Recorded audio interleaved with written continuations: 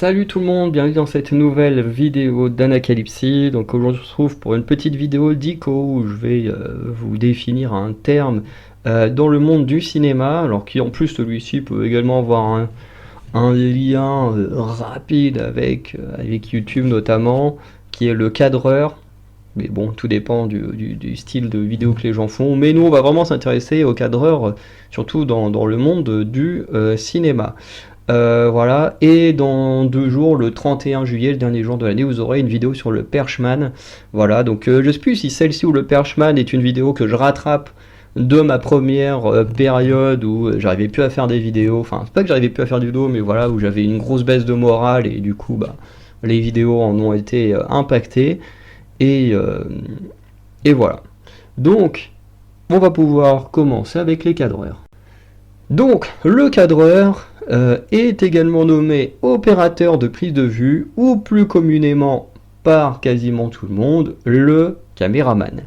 Il s'agit donc de la personne qui gère une caméra pour les prises de vue pour le grand écran, mais aussi le petit écran, donc tout ce qui est série télé, voire plus largement l'audiovisuel, donc comme je disais, documentaire, émissions, par exemple les émissions, j'ai noté les émissions en direct, donc les émissions télé, ou préenregistrées, qui peuvent également être des plateaux télé, mais comme je disais en intro, également sur YouTube, hein, sur YouTube, les vidéos des youtubeurs qui ont du pognon, bah, ils peuvent se permettre des trucs un peu plus travaillés, notamment d'avoir des cadreurs pour faire des vidéos de meilleure qualité que bah, les gens comme moi qui n'ont pas de thunes, quoi. Voilà.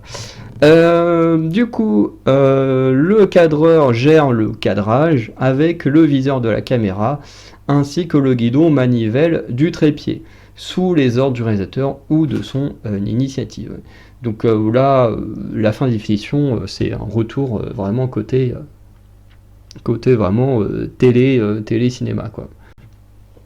Alors le terme de cadreur existe depuis 1952, donc la première fois le terme est attesté, puis est recommandé depuis 1983. Et c'est vrai qu'on parle tous de caméraman, mais c'est vrai que c'est pas réellement le bon terme, quoi.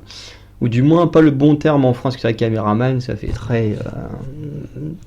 très franglish, je sais pas, ouais, peut-être même juste un terme anglais qu'on a un peu franchisé, quoi, en mettant un petit accent sur le caméra, bref.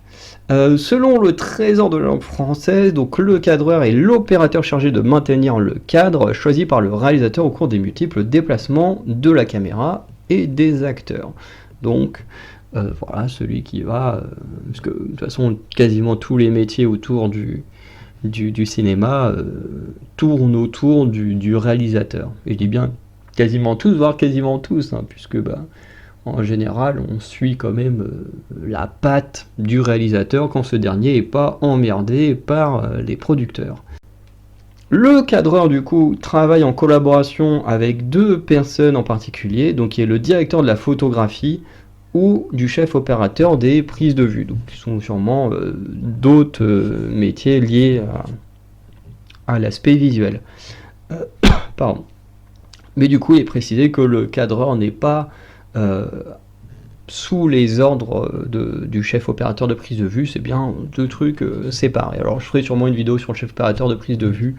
Enfin, de toute façon, je pense qu'à bout d'un moment, à force de faire des vidéos comme ça, je pense que j'arriverai à toucher à quasiment tous les métiers du monde du cinéma, si c'est vraiment possible. Du coup, le rôle du cadreur est surtout en lien avec le réalisateur, notamment puisque le paramètre de prise de vue lié au cadre, le placement de l'appareil, le choix de l'objectif, la place des comédiens ou encore le décor se fait en collaboration entre les 2 professionnels, même si en soi tout ce que je viens de citer est surtout choisi par le réalisateur, mais du coup dans la collaboration, c'est quand même le cadreur qui met ça en image, donc il faut quand même que le cadreur sache vraiment la vision du réalisateur, ce qu'il veut faire, ce qui va se passer, et du coup après le caméraman il fait soit ce que le réalisateur lui demande, soit il peut, je pense également, quand le réalisateur est pas un dictateur, il peut, je pense, proposer des idées, faire des trucs vraiment sympas. Et puis il y a aussi pas mal de cas où certains réalisateurs sont également à la caméra et tout ça, ça arrive assez régulièrement. Voilà, et comme je disais, voilà, j'ai coupé avant de finir, mais ça revient à ce que je disais, du coup, le cadreur peut imposer ou proposer des idées au réalisateur tant que cela va suivre le scénario ou le montage à suivre.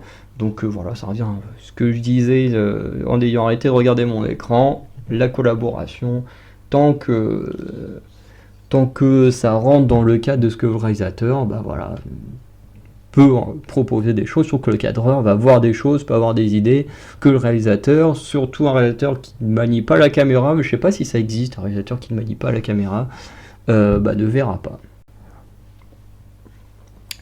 Du coup, le cadreur doit participer avec le directeur de la photographie ou le script à résoudre les problèmes au raccord entre les plans ou entre deux séquences, notamment ce qui est un film. Bon, je pense que c'est quand même assez évident pour tout le monde, mais un film n'est pas tourné de manière chronologique.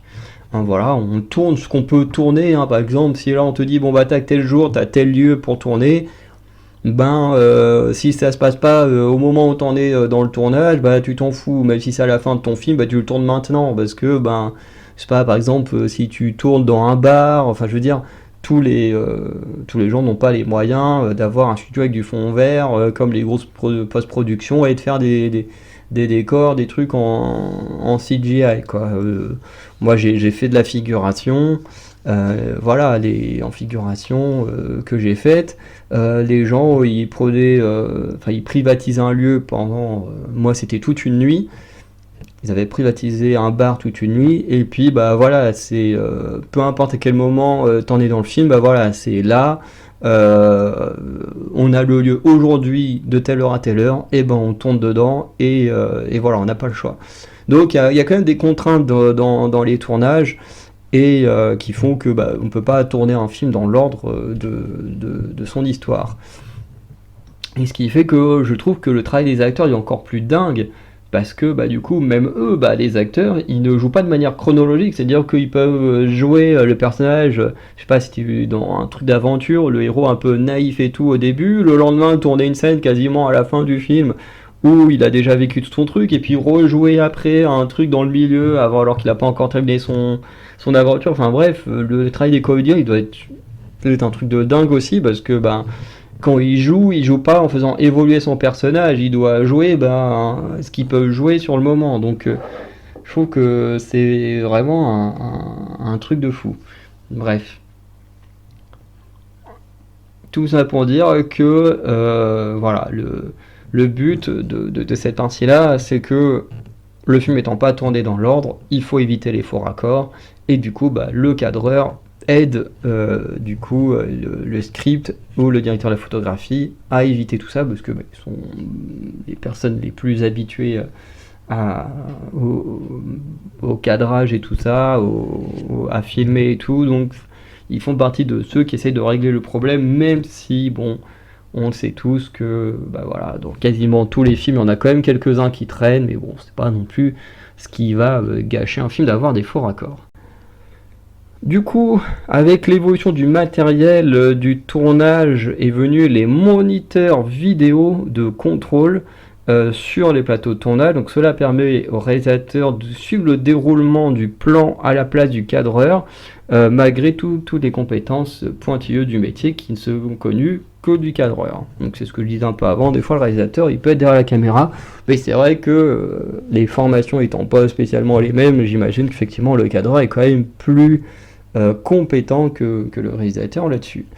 Le cadreur est assisté par le premier assistant opérateur, qui est aussi nommé le puller, qui lui assure la préparation de la caméra et des accessoires nécessaires au tournage du plan, et qui assure la mise au point de l'objectif, donc qui est en gros le focus pendant les prises. Voilà. Il a également un second assistant qui lui travaille plus à l'entretien du matériel ainsi qu'au chargement et déchargement des magasins, donc qui est le stockage des pellicules pour les caméras argentiques, donc vraiment les vieilles caméras, ou aujourd'hui des disques durs pour les caméras numériques. Donc voilà un petit peu pour la présentation du cadreur. Il n'y a pas non plus énormément de choses à dire, puisque c'est quand même quelque chose de très spécifique, hein. Surtout voilà, filmer les plans, les cadres que le réalisateur demande, très en collaboration avec d'autres personnes du métier liées à l'aspect audiovisuel, enfin surtout visuel, et également travailler à éviter les faux raccords et tout ça, donc voilà. Pas grand chose de plus à dire, mais c'est un métier qui a l'air quand même très intéressant. Moi j'avoue que j'ai déjà, quand j'étais en études de cinéma au lycée, parce que j'avais une option cinéma, je trouvais ça trop cool d'avoir la caméra et tout, c'est vraiment trop bien. Après j'ai jamais refait ça de ma vie, mais en vrai, moi je trouve ça vraiment trop cool de cadrer des choses, parce que c'est vraiment quand t'as la caméra en main, que tu te dis, attends, là je fais ça comme ça, mais si je testais ça, et puis si je teste ça, bon, sur un tournage professionnel, hein, forcément t'as pas le temps de te poser les questions sur place, hein, tu dois te les poser avant, mais ou si t'as des idées qui te viennent comme ça, mais je trouve ça vraiment trop cool de manier une caméra. Alors moi j'en ai pas, donc je peux pas le faire, mais je peux vous dire que si j'avais les moyens, mais franchement, je tenterais des trucs, mais je pense qu'avec une caméra, j'aurais une grosse imagination. Sûrement que je ferais des trucs qui n'auraient pas de sens, mais j'aurais vraiment de l'imagination et ça me ferait trop kiffer. Parce que voilà, je trouve que c'est un métier qui est vraiment très cool. Voilà. Ouais, j'ai pas grand chose de plus à dire, c'est vraiment un métier que j'aime bien. Peut-être que enfin, je vais dire, peut-être qu'un jour je pourrais toucher à une caméra pour faire des petits courts-métrages, des choses comme ça que j'ai écrit. Mais bon, c'est sûr que c'est pas le genre de choses dont j'en ferai mon métier toute ma vie, quoi. Bref. Donc, dites-moi ce que vous pensez du cadreur, de ce métier-là. Et on se dit à très bientôt pour de nouvelles vidéos. Et notamment, pas demain, mais après-demain, on se retrouvera pour le métier de perchman.